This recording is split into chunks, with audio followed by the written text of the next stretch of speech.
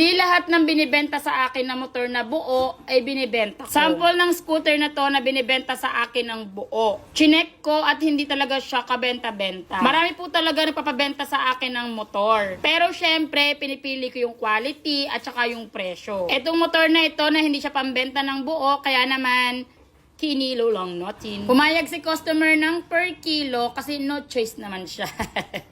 Nakaschedule kami ng pag-deliver ng tanso. Kailangan ko kasi ng pera pambayad doon sa nabili nating mga piyesa. Para sa akin kasi another investment yon kasi nga hindi siya scrap. Medyo may i-stock kasi yung capital natin kapag bumili tayo ng piyesa kasi kung sino lang yung buyer na bibili nun tsaka lang magiging pera. Mabibenta naman kaya lang medyo matagal. Hindi kagaya ng scrap, once na pick upin mo yon, pwede mo na siyang idiretso ng pabrika, magiging pera na siya.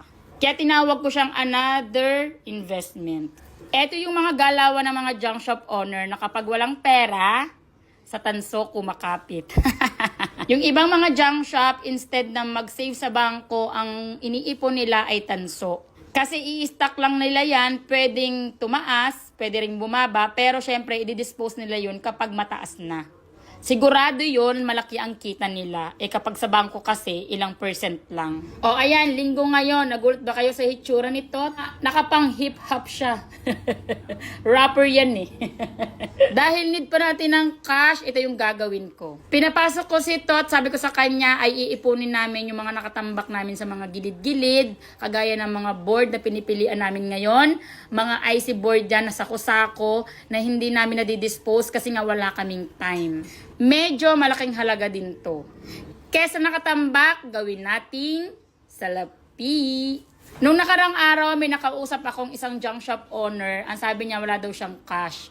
Pero marami siyang kalakal. Super dami. Ang sabi ko nga sa kanya, bakit ayaw niyang i-dispose? Ang problema niya, manpower. Kung madidispose niya yung kalakal niya, ang dami niyang pera. Kasi nga ang nangyayari, out ka ng out. Tapos wala namang bumabalik sa'yo kasi nga nakastock yung pera mo. So yun yung pera mo. Nakala mo wala kang pera pero andun sa kalakal. Kaya naman sabi ko kay Tot, gawin namin pera yung mga board, IC, at mga tanso namin sa gilid-gilid. Ang estimate nga namin dyan ay nasa 50,000 pa yan. Ano yan, Aisa? Ano yan? Ang ingay mo, Aisa. Pa 2 days nung sinabi ko na kapag hindi nag-reach out yung nanalo ng motor, ay ipaparaffle ulit natin. At yun nga, nag-reach out siya nung isang araw pa.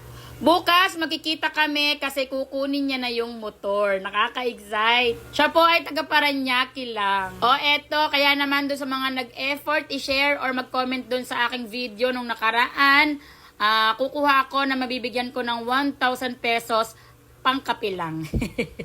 Plus konting bigas at sardinas.